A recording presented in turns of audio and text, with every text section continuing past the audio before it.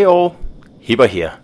So we are taking out the Bart today, and this is probably a battleship I play, well, not the most, that's Yamato, but Bart is probably number 2, which doesn't mean a whole lot, because I think I play a handful of Yamato battles each month, so I'll probably play 1 or 2 Bart battles off the top of my head, something along those lines. I'm not much of a battleship player.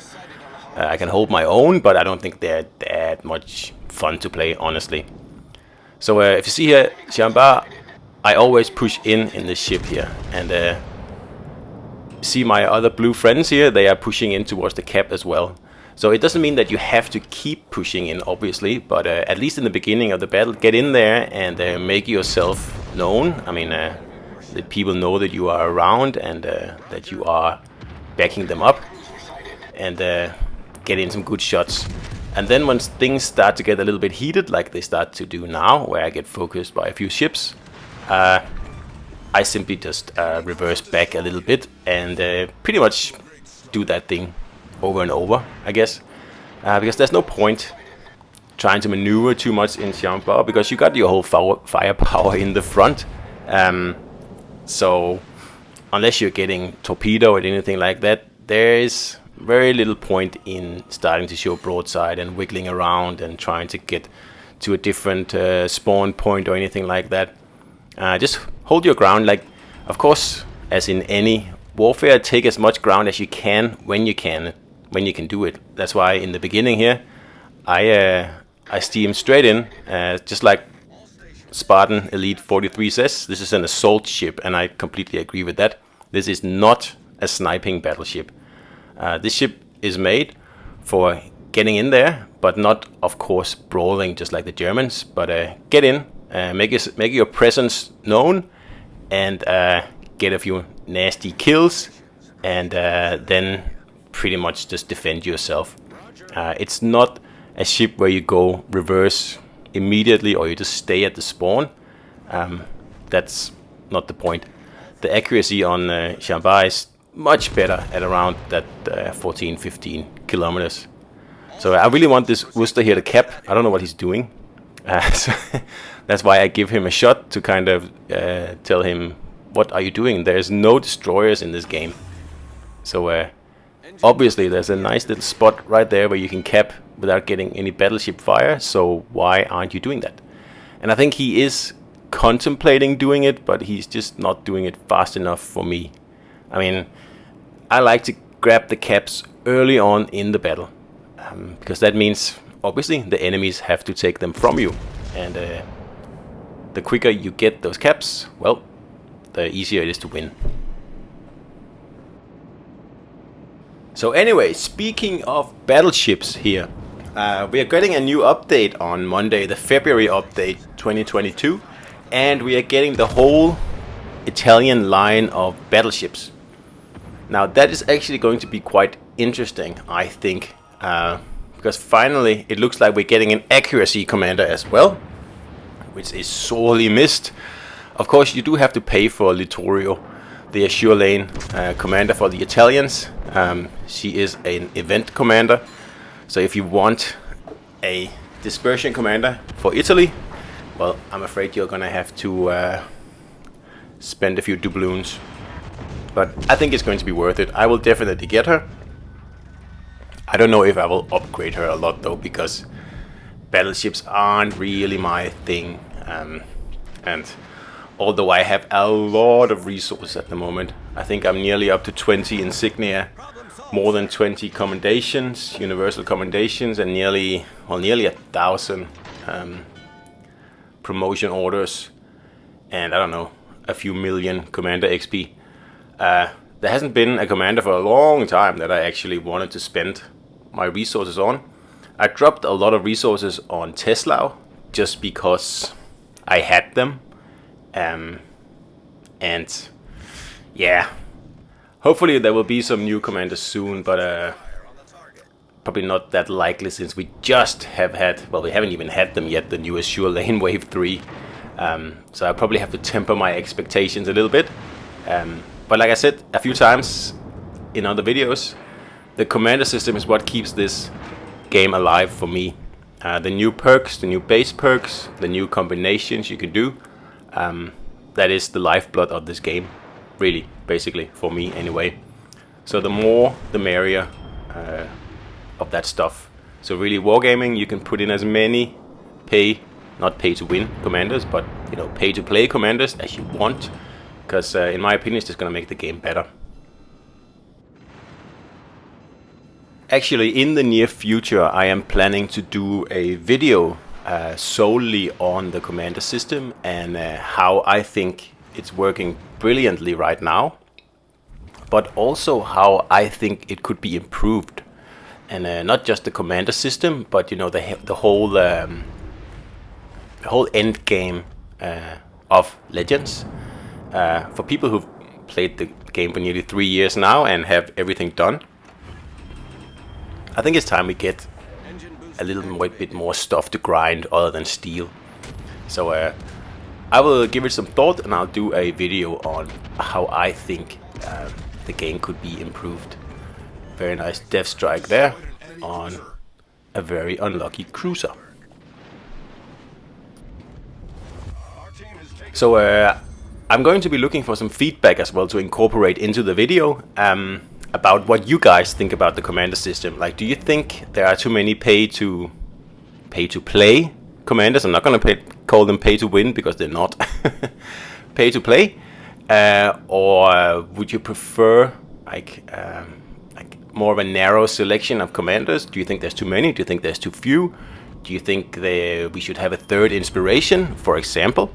And pretty much anything you can think about when it comes to primarily commanders, but also like more in the customization side of the game. Because yes, you can customize your build and you can customize your commanders and your inspirations, and that's wonderful. That's great. I love it. But I would like this customization aspect of the game to be even deeper.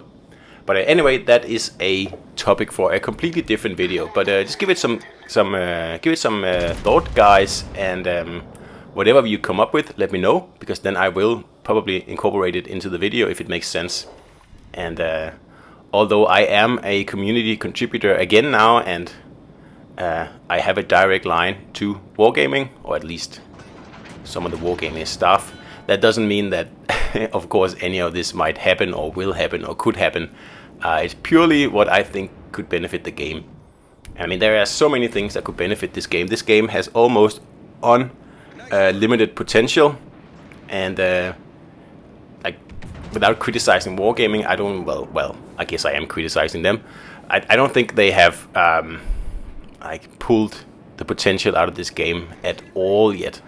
And I'm quite surprised people are still playing it after 3 years, because pretty much the only thing that's happened in 3 years is that we got more ships and more maps. And that's it, and more commanders.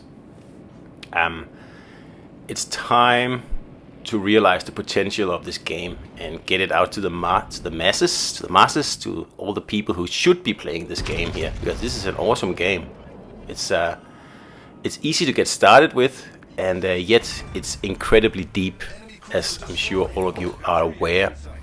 And that is the recipe for success when it comes to games. It's easy to pick up and play, and if you want to take it very seriously and be a real tryhard, you can. And if you just want to have fun, you can as well. So it's very multifaceted, and it really would be a great game to get out there for everyone to play. And I assume that's what wargaming is doing with the mobile version. So from that perspective, it makes sense. And although I am still, I think whatever development resources they put into the mobile version would be better spent on the main game on console. But yeah, I get it. The more players we have, the more money we're going to make, I guess, or not we, wargaming, are going to make. And the larger the player base, the more development resources we can get into the actual game. So yeah, I get it. I still don't like it. Of course, I don't like it. I want my game to be awesome. But if this is a means to an end, then okay, I'm all on board. That's fine. And I guess it is, because the mobile version is happening, whether we like it or not. So we'll just have to find a way to coexist with that and the console version. If that means a bigger player base, more revenue for wargaming, that's fine. But then that should also mean more investment into the core game, and especially the end game. Because really, all that's left to do is grind steel for ships you don't really want, honestly. I mean, I'm never going to get the Missouri. I don't want that ship. And I find it... I highly doubt I will ever one day buy the other like tier 4 cruiser that's available. I'm going to wait and see what else becomes available down the line.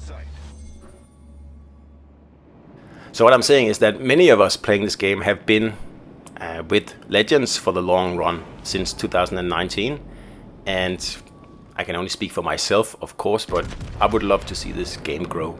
And yes, it means more potatoes, it means more broadsides, it means more crazy plays out there. But if that's what it takes for this game to grow and become a mainstream game, that's fine. I can accept that. And I will also say that probably another step on that ladder to get this game out there and get it to be like popular or more popular than it is, probably a graphics update would be in the cards. I know I don't have a problem with the graphics as they are. They are actually quite pretty and very fluid and very nice. And of course the ship models are awesome. But something like real-time lighting, RTX, and better textures, and of course a 4K 60 frames per second version. It's not needed as such, but it would help in broadening the appeal of the game, really. Because people see nice screenshots and they think, wow, I gotta play that game. And then they get hooked. And really, that's what you want. We've come a good way. When this game first came out, and I'm gonna take a deadly amount of torpedoes here, but that's okay, we've done fine. I'm also triple fired. But like I said, when this game came out, there were very few players in 2019.